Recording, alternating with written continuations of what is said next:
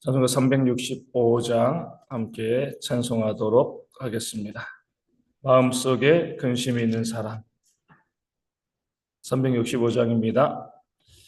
마음속에 근심 있는 사람 주 예수 앞에 다 아뢰오라. 슬픈 마음 있을 때에라도 주 예수께 아뢰라. 주 예수 앞에 다 아뢰오라. 주 우리의 친구니 무엇이나 근심하지 말고 주 예수께 아뢰라. 눈물 나며 깊은 한숨 쉴 때 주 예수 앞에 다 아뢰오라. 은밀한 죄 내게 있더라도 주 예수께 아뢰라. 주 예수 앞에 다 아뢰오라. 주 우리의 친구니 무엇이나 근심하지 말고 주 예수께 아뢰라. 괴로움과 두려움 있을 때 주 예수 앞에 다 아뢰오라. 내일 일을 염려하지 말고 주 예수께 아뢰라. 주 예수 앞에 다 아뢰오라. 주 우리의 친구니 무엇이나 근심하지 말고 주 예수께 아뢰라. 죽음 앞에 겁을 내는 자여 주 예수 앞에 다 아뢰오라. 하늘나라 바라보는 자여 주 예수께 아뢰라. 주 예수 앞에 다 아뢰오라. 주 우리의 친구니 무엇이나 근심하지 말고 주 예수께 아뢰라. 아멘. 함께 사도신경으로 우리의 신앙을 고백하겠습니다. 나는 전능하신 아버지 하나님 천지의 창조주를 믿습니다. 나는 그의 유일하신 아들 우리 주 예수 그리스도를 믿습니다. 그는 성령으로 잉태되어 동정녀 마리아에게서 나시고 본디오 빌라도에게 고난을 받아 십자가에 못 박혀 죽으시고 장사된 지 사흘 만에 죽은 자 가운데서 다시 살아나셨으며 하늘에 오르시어 전능하신 아버지 하나님 우편에 앉아 계시다가 거기로부터 살아있는 자와 죽은 자를 심판하러 오십니다. 나는 성령을 믿으며 거룩한 공교회와 성도의 교제와 죄를 용서받는 것과 몸의 부활과 영생을 믿습니다. 아멘. 누가복음 18장 1절에서 8절까지의 말씀을 함께 봅니다.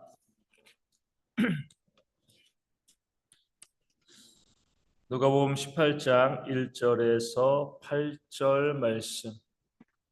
제 말씀을 읽어드리겠습니다. 예수께서 그들에게 항상 기도하고 낙심하지 말아야 할 것을 비유로 말씀하여 이르시되 어떤 도시에 하나님을 두려워하지 않고 사람을 무시하는 한 재판장이 있는데 그 도시에 한 과부가 있어 자주 그에게 가서 내 원수에 대한 나의 원한을 풀어주소서 하되 그가 얼마 동안 듣지 아니하다가 후에 속으로 생각하되 내가 하나님을 두려워하지 않고 사람을 무시하나 이 과부가 나를 번거롭게 하니 내가 그 원한을 풀어주리라. 그렇지 아니하면 늘 와서 나를 괴롭게 하리라 하였느니라. 주께서 또 이르시되 불의한 재판장이 말한 것을 들으라. 하물며 하나님께서 그 밤낮 부르짖는 택하신 자들의 원한을 풀어주지 아니하시겠느냐? 그들에게 오래 참으시겠느냐? 내가 너희에게 이르노니 속히 그 원한을 풀어주리라. 그러나 인자가 올 때에 세상에서 믿음을 보겠느냐 하시니라. 아멘. 오늘 말씀은 우리에게 항상 좋은 것으로, 우리의 기도에 좋은 것으로 응답하시는 하나님의 모습을 우리 가운데 보여주고 있습니다. 예수님께서는 제자들에게 항상 기도하고 낙심하지 말 것을 비유로 말씀하신 거죠. 중요한 내용은요, 기도하되 낙심하지 말라, 이렇게 말씀을 하시면서 어떤 기도요? 항상 기도하라는 겁니다. 그냥 기도하고 낙심하지 말라는 것이 아니에요. 비유에도 나온 것처럼 이 과부는 어때요? 간절하게 그 불의한 재판장에게 매어 달렸습니다.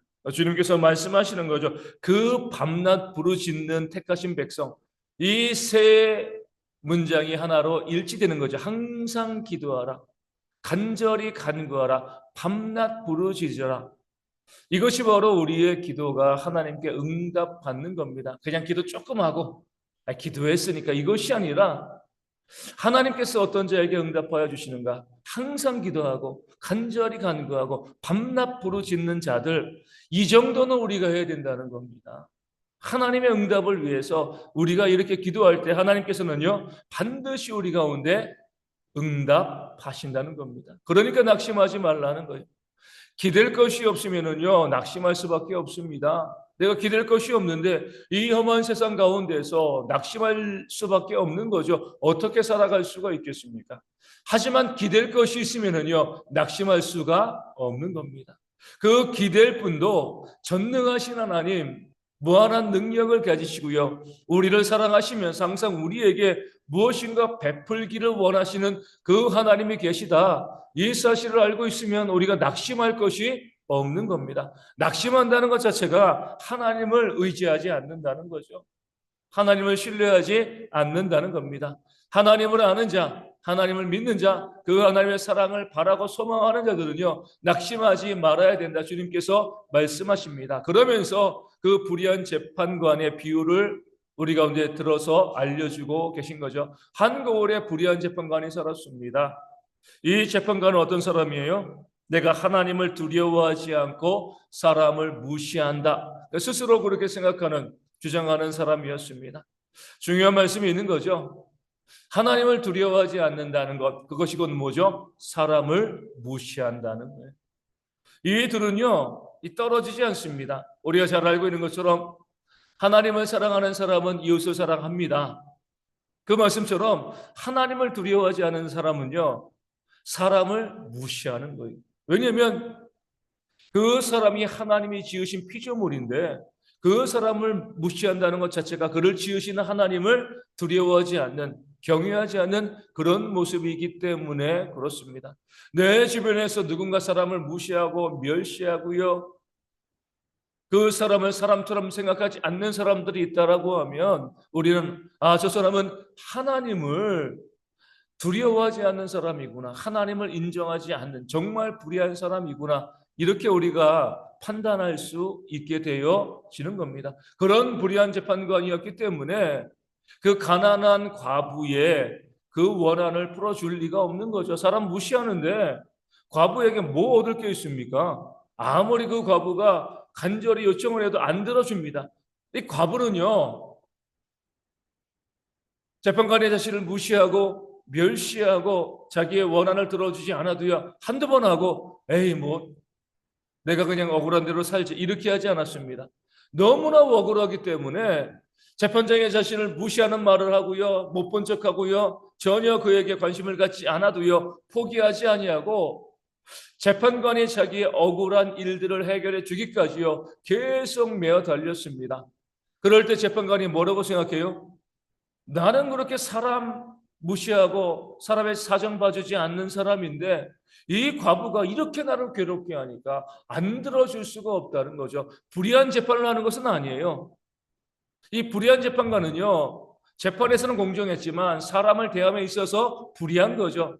이 여인의 억울함을 풀어준 겁니다. 이 여인의 그냥 소원을 풀어준 것이 아니라 그 여인의 그 억울한 것들 마땅히 풀어줘야 될 것이 있었기 때문에 그 여인의 소원을 풀어주고요, 억울함을 풀어주는 그런 비유의 말씀을 주님께서 주신 겁니다. 그러면서 말씀하시는 거잖아요. 불의한 재판관이 말한 것을 들으라. 그러면서 이 불의한 재판관도 그 과부의 간절한 요청에 응답하고 그 요청과 원한을 풀어주었는데, 하물며 하나님께서, 그 선하신 하나님께서, 너희를 사랑하시는 그 하나님께서 밤낮 부르짖는 백성의 원한을 풀어주지 아니하겠느냐? 오래 참으시겠느냐? 그럴 리가 없다는 거죠. 반드시 어때요? 주님께서는요, 우리에게 응답하신다는 겁니다. 중요한 건 뭐라고요?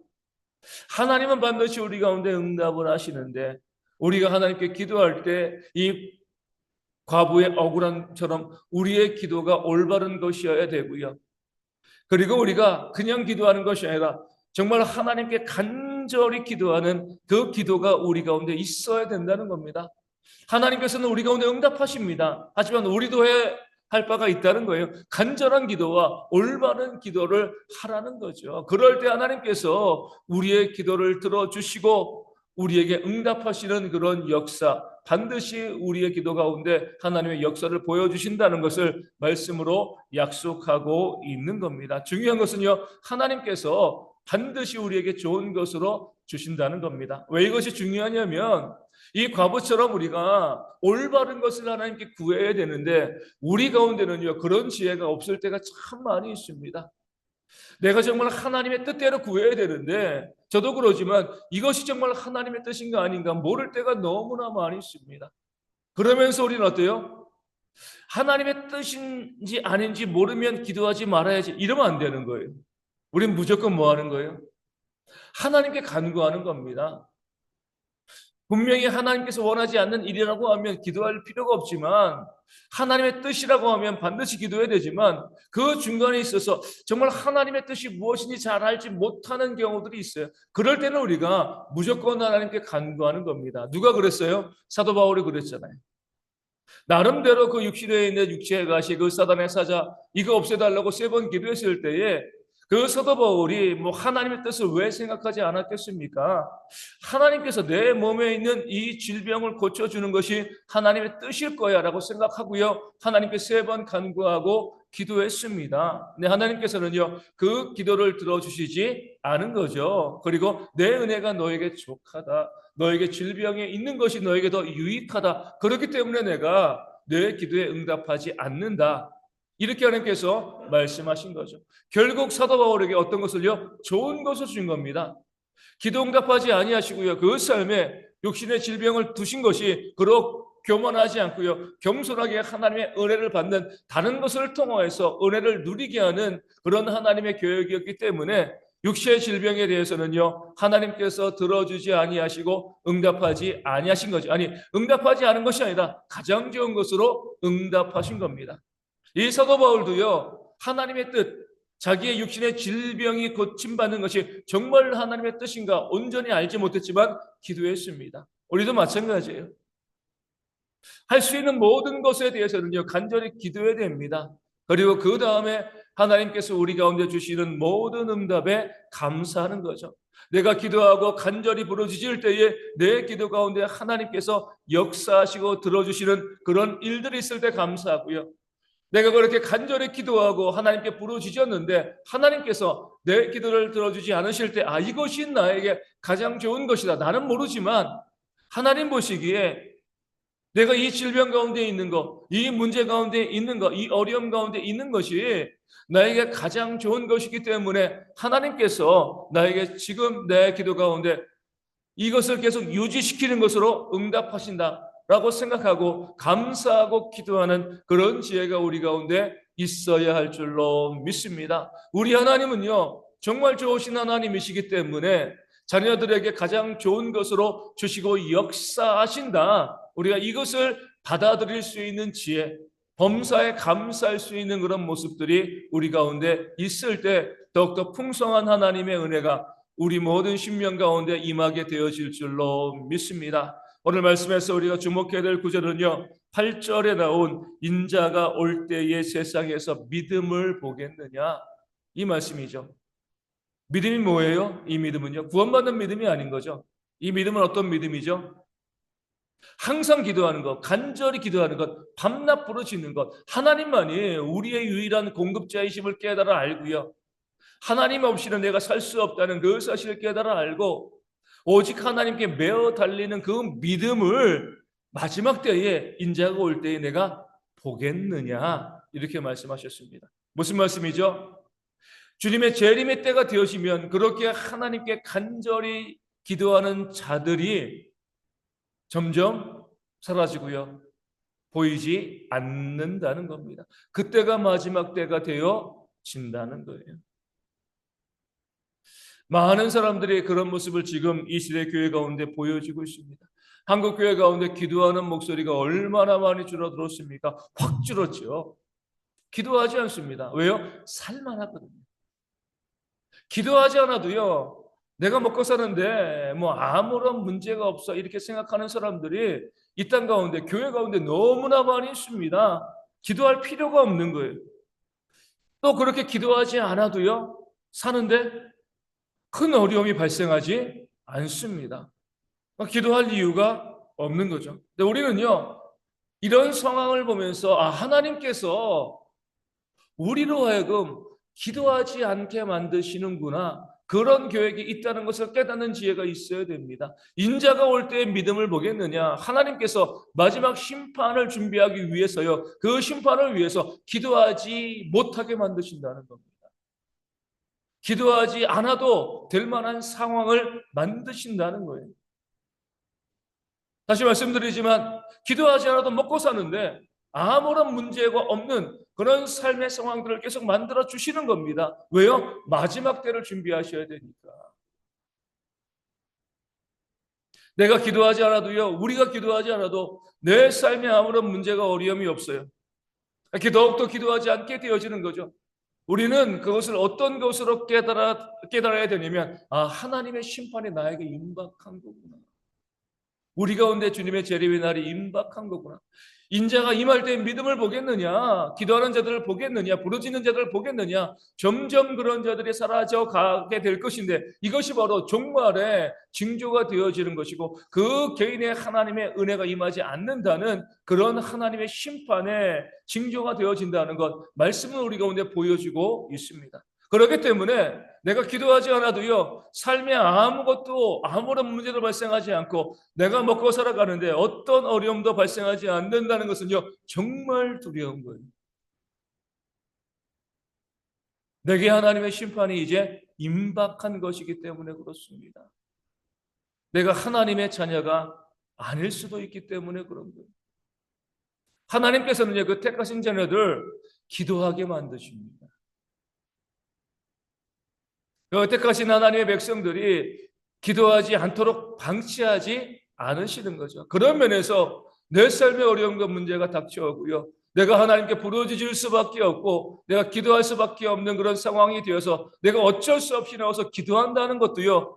하나님께서 나를 택하셨다는 증거가 되어지는 겁니다. 나를 포기하지 아니하시고 나를 인도하시는 하나님의 은혜임을 우리가 깨달아 알게 되어지는 줄로 믿습니다. 그 사실을 기억하여 주시고요. 오늘 말씀 가운데 나와 있는 것처럼 우리 믿는 자들로서 내가 믿음이 있는 자로서 영생을 소망하는 자로서 늘 기도하는 삶을 살아가고요. 기도에서 멀어지지 아니하고 간절히 주님께 나아가는 그런 삶을 살아감을 통하여서 하나님의 응답을 경험하고 그 응답 가운데 늘 기쁨으로 감사함으로 이 세상을 살아가는 대형의 모든 성도 되어질 수 있도록 이 아침에 함께 기도하도록 하겠습니다. 우리 모든 성도들이 기도하지 않는 것에 대한 두려움을 갖고요. 그것이 얼마나 큰 죄인가 깨달아 알고 부르짖고 기도하는 삶 가운데 우리의 삶을 헌신하는 그런 믿음을 보이는 성도들 되어질 수 있도록 나뿐만 아니라 이 교회의 모든 하나님의 일꾼들을 위하여서 또 함께 기도하여 주시기를 바라겠고요. 오늘 주일입니다. 모든 성도들이 다 나와서 함께 예배할 수 있는 주일 되어지고요. 이 주일에도 구원받는 성도들이 더하는 그런 역사가 있도록 모든 예배위원들 말씀 전하고 또 기도하고요. 또 헌금위원들, 찬양단, 주일학교 교사, 안내위원들, 또 주방에서 수고하고 봉사하시는 모든 주의 일꾼들 가운데 하나님의 은혜가 충만한 그런 주일 되어질 수 있도록 위하여 기도하여 주시고요. 또 우리 가운데 육신의 질병에 있는 자들이 회복되어질 수 있도록 회복되어져서 온전히 예배하는 그런 역사에 있도록 위하여 기도하여 주시고, 삶의 문제와 경제적인 어려움이 있는 분들도 하나님의 은혜 가운데 회복되어지는 회복의 역사를 경험하는 그런 주일 되어 주실 수 있도록, 국내에 있는 형제들도 온전히 예배하고요, 선교지 교회와 작은 개척교회들 가운데도 하나님께서 부어주시는 놀라운 복과 은혜가 충만한 그런 주일 되어 주실 수 있도록 우리 함께 이 아침에 기도하도록 하겠습니다. 주기도문 하시겠습니다. 하늘에 계신 우리 아버지, 아버지의 이름을 거룩하게 하시며 아버지의 나라가 오게 하시며 아버지의 뜻이 하늘에서와 같이 땅에서도 이루어지게 하소서.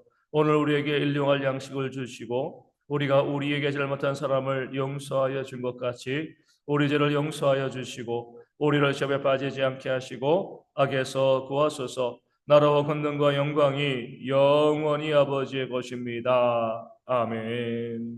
기도하겠습니다.